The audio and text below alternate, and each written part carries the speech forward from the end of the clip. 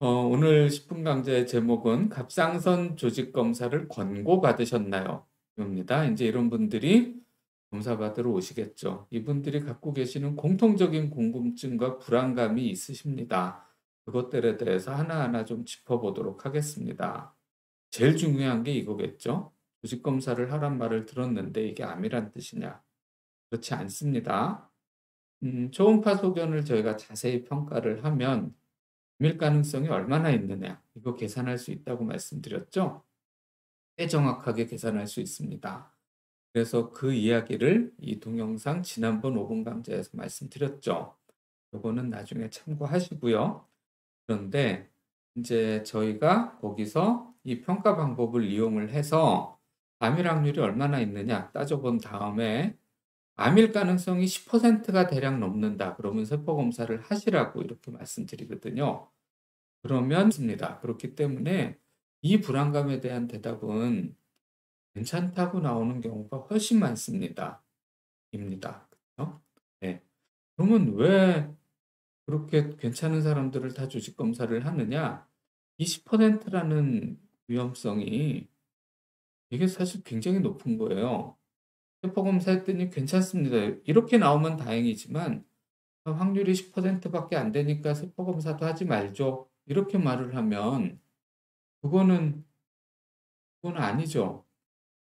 내가 암일 확률이 지금 10%가 있는데 무시하는 거잖아요. 그렇기 때문에 이 정도 확률이면은 조직 검사를 해야 된다. 이렇게 말씀드릴 수 있고요. 20%가 갑상선 암이 예후가 워낙 좋기 때문에 굉장히 높은 거예요.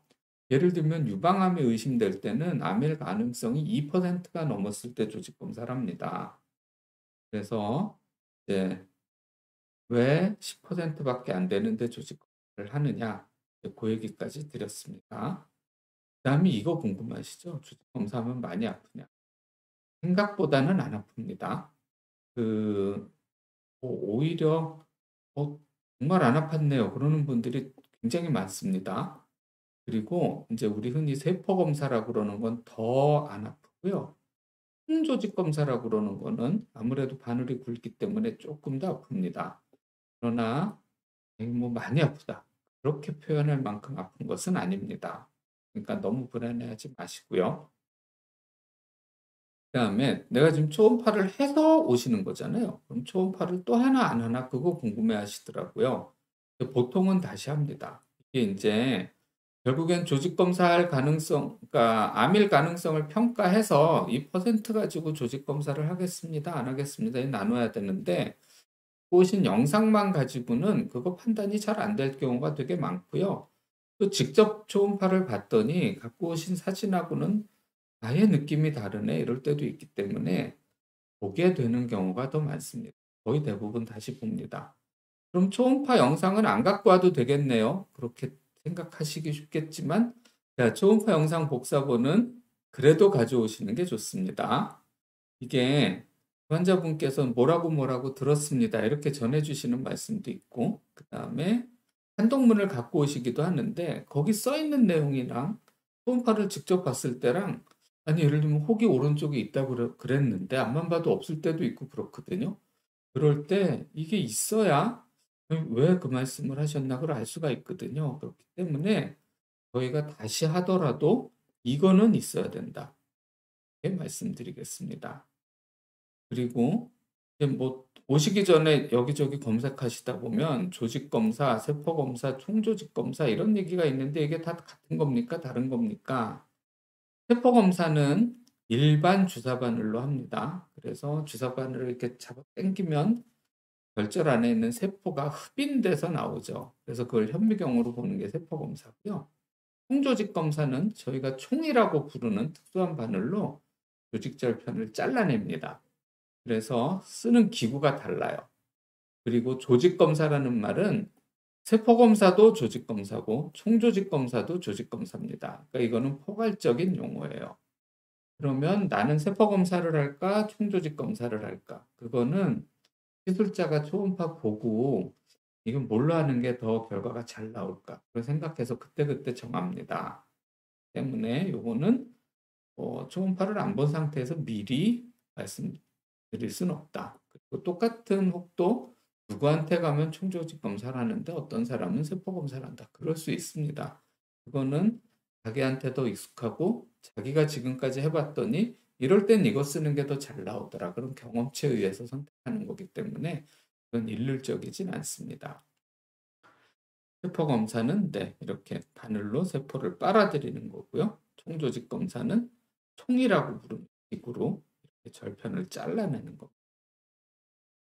자, 조직 검사를 대학병원 가서 할까요? 아니면 가까운 의원에서 해도 될까요? 이거 많이 제가 이 대학병원에 가면 정확하긴 하겠죠.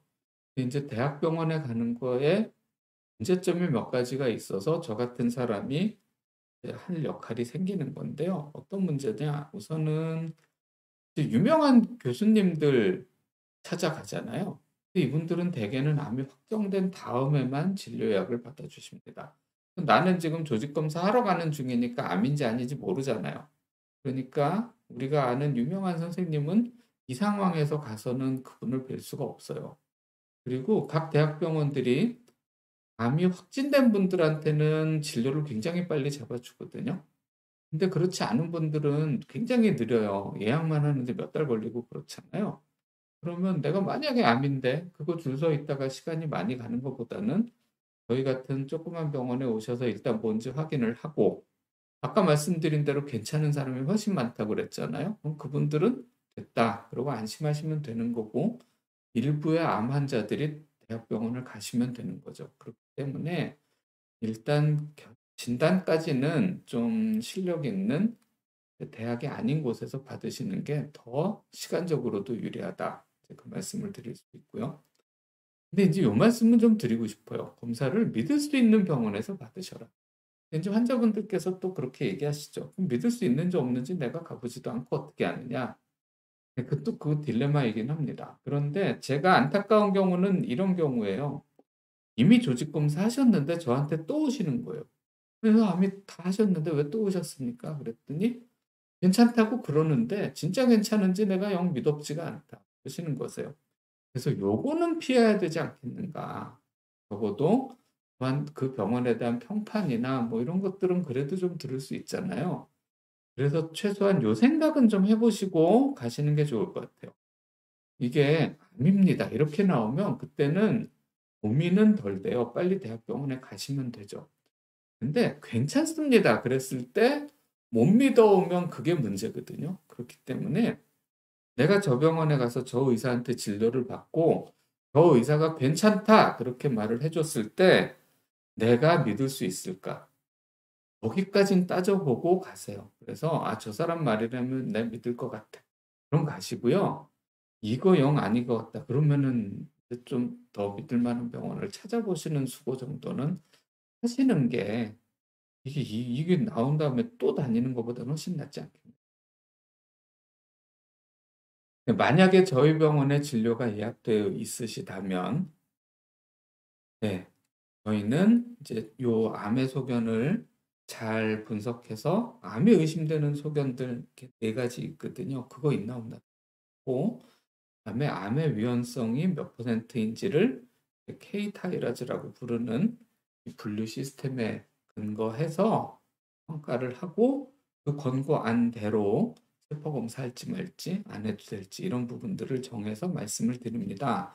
이제 요 내용 여기에 해당하는 내용이 여기 링크해 드린 이 동영상을 보시면 자세히 나와 있습니다. 그래서 저희 병원에 오시기 전에 요거까지 보고 오시면 진료 후에 결과를 굉장히 서로 편안하게 아주 쉽게 좀 예습이 된 상태니까 용어를 좀 쓰면서 이렇게 진료받으실 수 있을 것 같습니다. 이제 저랑 원해서 보도록 하시고요. 다해서 초음파 보고 면조직 검사하고 그렇지 않으면 안 해도 되는 이유를 아주 구체적으로 믿으실 수 있을 만큼 근거를 가지고 말씀드리도록 하겠습니다.